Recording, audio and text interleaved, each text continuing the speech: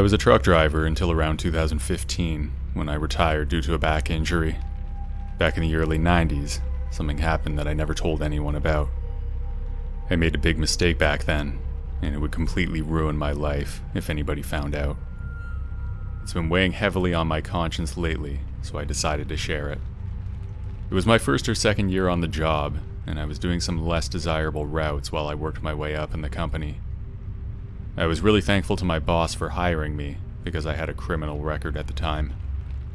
I did some time in prison for an armed robbery when I was 17 years old, so it was a pretty big deal for me to find work that paid as well as this job. Because of that, I was doing a lot of night driving. Nothing interstate, so I did get to sleep in my own bed most days. It was late October, and I lived on the northeast, although I won't get too specific about the location. I was driving a remote stretch of road around 2 or 3 in the morning. As you might expect, the road was almost empty at that time of night. It was a really trippy experience to watch the white lines on the highway go by one after another. It was almost hypnotizing. Once or twice an hour, I would see a car or truck drive by, and even that mild stimulation was a welcome break from the monotony. It's a disturbing but little-known fact that many truck drivers, up to half, have admitted to falling asleep at the wheel at some point, and on this night, I was close. I took a big sip from my coffee as my eyelids started to flutter. When I looked back up at the road, I saw something in the distance. It was a red light off to the side of the highway. I squinted to get a better look, but that didn't help. I wasn't sure if it was real or if my mind was playing tricks on me. As I got closer, it became clear that it was a car, and the red light was the rear tail lights. Keep in mind that this was the middle of the night, so it was really unusual to see that. I pulled over to the side. I knew I had to check it out. Not only was it my duty to help, but I also needed to take a break, so I used this as an excuse. I stopped 20 or 30 feet behind the car and got out. When I was walking towards it, I could see that the car was off, and the light I saw was just my headlights reflecting off of the taillights. When I reached the driver's side window, it was too dark to see in. I had a small flashlight attached to my keychain, so I pulled it out and turned it on. When I peered into the car, I could see that the front seat was empty, and I could also see that the keys were still in the ignition. When I pointed the light to the back seat, I saw something that turned my stomach. There was someone laying in the bench seat on the back, and he was covered with blood. I can't explain exactly why, but for some reason, I knew right then and there that he was dead. I immediately turned away and threw up on the side of the road. When I was done, I pulled the handle on the back door. It was unlocked and I swung it open and reached in to feel the guy's pulse. My worst fears were confirmed. He was dead. I know I should have gone straight to the police at that point, but some doubt found its way into my mind. I had been through the criminal justice system before, and I thought that if I reported it, I could get blamed. I was a convicted felon, and in my mind, that could be enough to attract suspicion. I walked back to the driver's side door and got in. I started the car and began driving.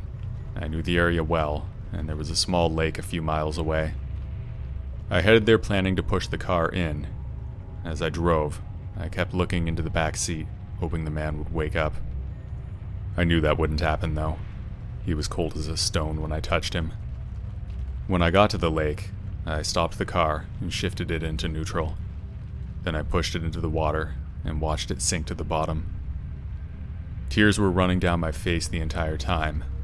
I stood there until I was sure it was gone, and I started to walk back to my truck. I regretted my decision right away, but it was too late to turn back. I walked through the woods next to the highway, so nobody would see me just in case another car came by. I watched the road through the trees, and when I was in sight of my truck, I saw a police car. It stopped next to my truck. I was pretty much freaking out, because I knew I would have to talk to the officer. I took a few seconds to dry my tears and try to compose myself. Then I walked out of the woods towards my truck. The police officer got out of his car and walked towards me on the side of the road. He asked me if I was all right and if I needed help. I told him I was fine, and I just stopped to go to the bathroom in the woods. We talked for a few minutes about random things, then he turned around and went back to his car. I was worried that he would bring up the man in the car, like if somebody else called it in, but he didn't. I got back into my truck and finished my shift that night, and every night for the next 20 years. I still drive past that spot on the highway, and every time I do, I remember what I did that night. I know I was wrong, and looking back on it with a clear mind, it seems unlikely that I would have been a suspect in the death. You never know, though. What's done is done, and there's no way to change that.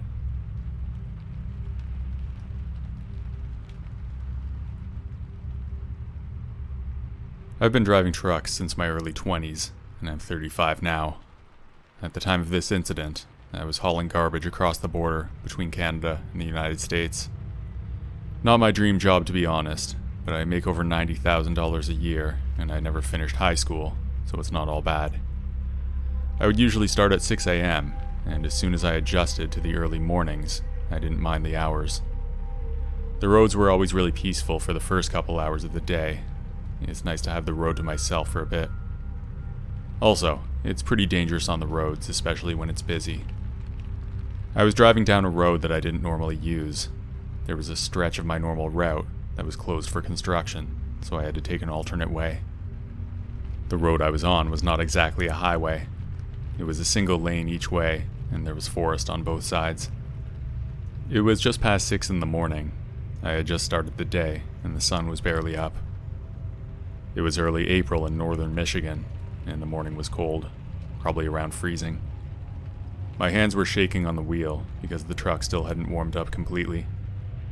I leaned over to turn up the heat, then I noticed the empty cup holder in the center console. I really wished I picked up a coffee on my way out. When I looked back up at the road, I saw something moving in the woods, off to the right. I jerked my head around, trying to see it for an extra split second, but it was gone. It looked like a person, but I only got a quick look, so I wasn't sure. There were definitely deer in the area, but I hadn't seen many that year. I pulled the truck over to check if it was someone who needed help. The spot was far away from everything, and I didn't see a car pulled over anywhere nearby, so it really could be somebody who needed help. Once I stopped the truck, I opened the driver's side door and stepped out. I walked into the woods and looked around. There was nothing there. I walked in for a minute or two, and then I called out hello, but there was no answer. There was an eerie vibe in the air, but I wasn't sure why. I was starting to feel scared, but also curious. I kept walking around. I was almost at the spot where I thought I'd seen the figure before.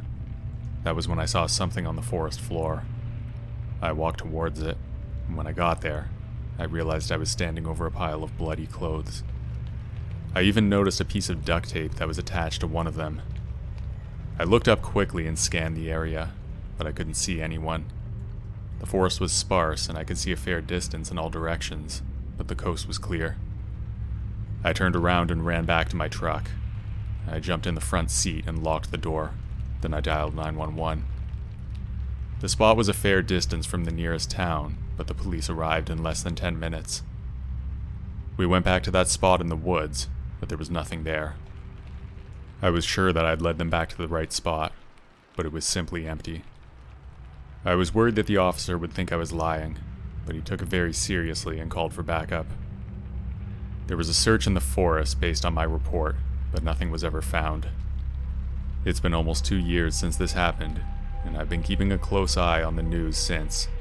I haven't seen any reports of missing people or bodies found. To this day, I have no idea what happened, but somebody was definitely up to something.